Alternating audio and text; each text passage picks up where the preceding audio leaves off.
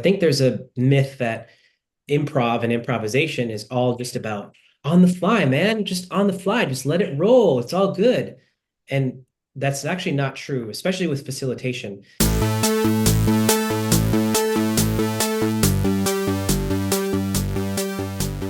everyone, welcome back to the Pineapple Improv Show. I'm your host, Mike Brown, and today we are discussing using improv as a facilitator. Here with me today is Dipanjan Chatterjee, coming all the way from Minneapolis, Minnesota.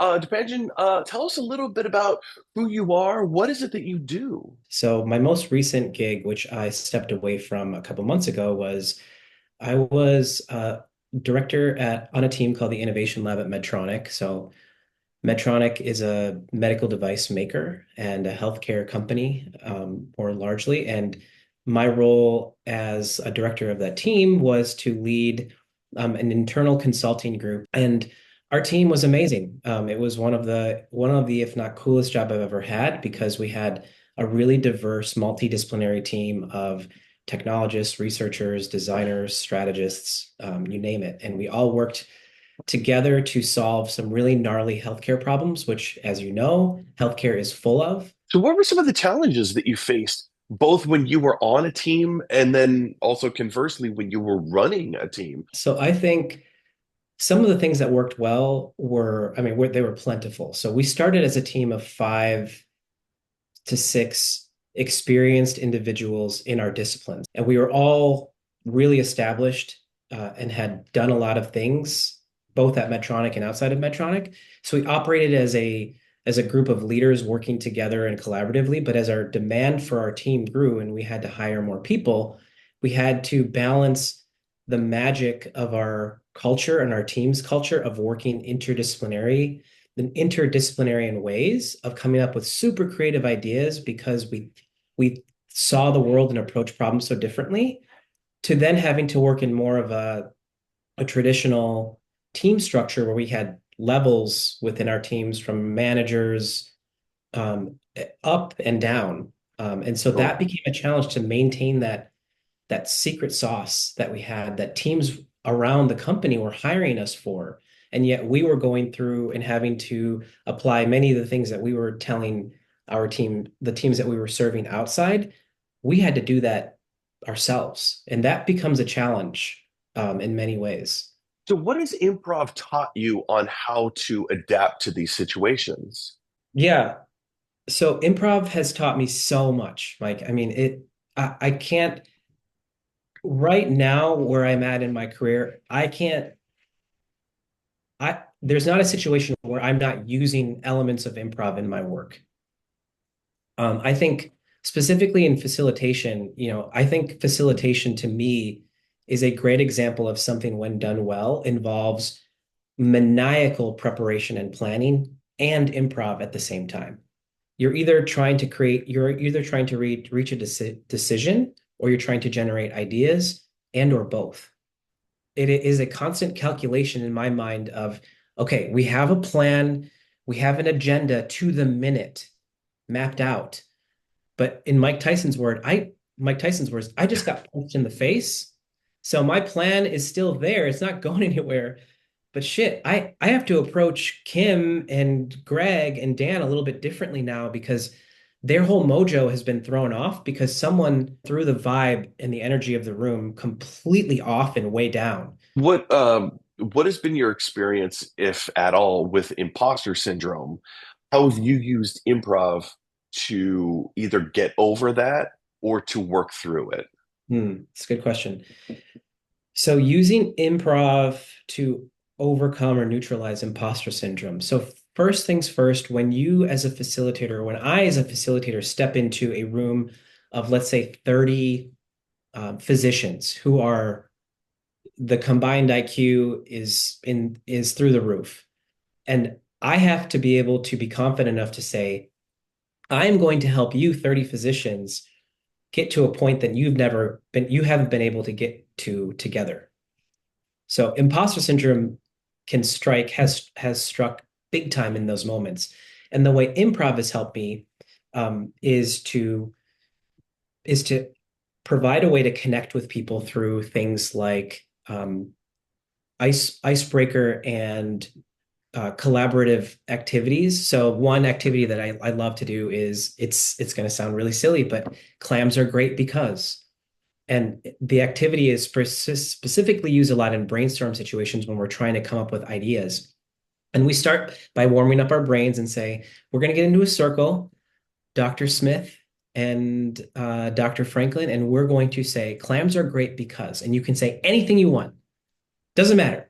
I'll start. Hi, my name is Dipanjan, and I think clams are great because they always like my Facebook posts. Clams are great because they always think my waffles are cooked just right.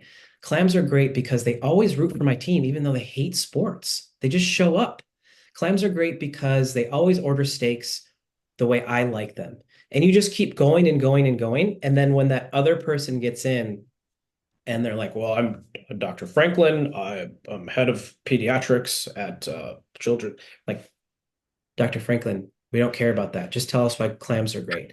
And the fourth or fifth time, and they're like, well, I like clams because uh, clams are are good at playing video games. And we're like, yes, yes, that's great.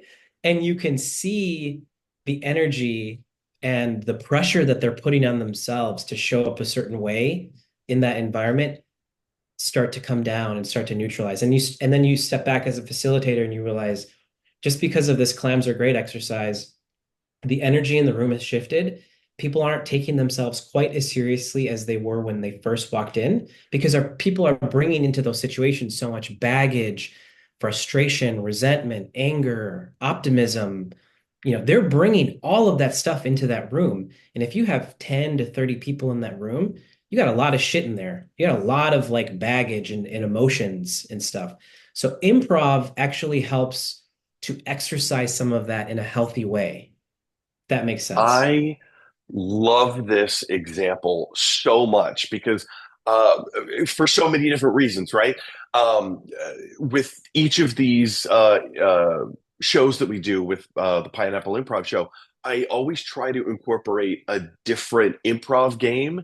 And I had planned on playing something very different with you today, but I feel like we can now skip that because of this genius example of clams are great because, right? This incredible improv game. And I've seen this application so many times, or at least the example of, you have this person who thinks that they need to act and look a certain way, and Yeah. they have to sound a certain way and convey these ideas when that is not helpful to anyone, right? Yeah. Yeah. And so to try to train people to either come down off of their high horse or be lifted up to where everybody else is a real skill of the Mhm. facilitator. They're already amazing at what they do, but maybe that social awareness needs a little bit of improvement. And that's what I know. And I know that that's what you know because you do this for a living. When people didn't feel safe and when people didn't feel comfortable as humans entering that space first, then their human stuff got in the way of their their brilliance or their creativity or whatever they needed to bring to that workshop or that meeting or that project. And so helping people just show up as themselves and seeing people and communicating as a facilitator through improv that you see them, that you see them. And once they realize that you see them, then they're sort of willing to concede that control and that power Yeah. um, to either you as a facilitator or to the group.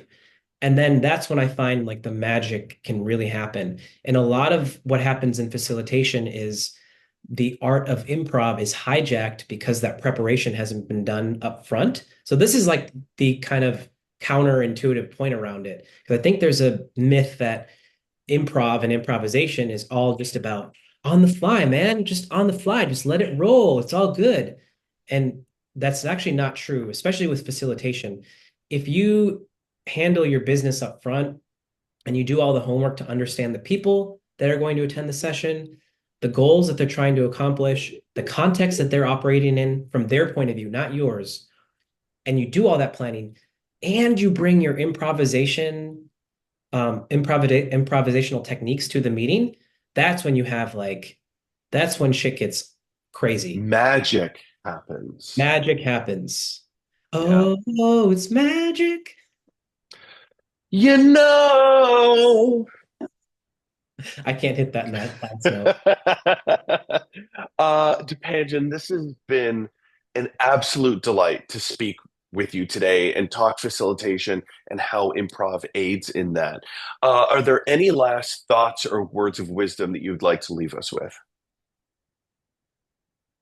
I think, just give yourself grace when you're working as a facilitator and know that the bar is pretty low because people have had really bad experiences as facilitators or with having facilitators. So if you are in a situation that you have the opportunity to be one and to bring a group through a decision or an idea, take it very serious. Take their time that they're giving you as like a gift. And then if you approach it that way, usually good things happen.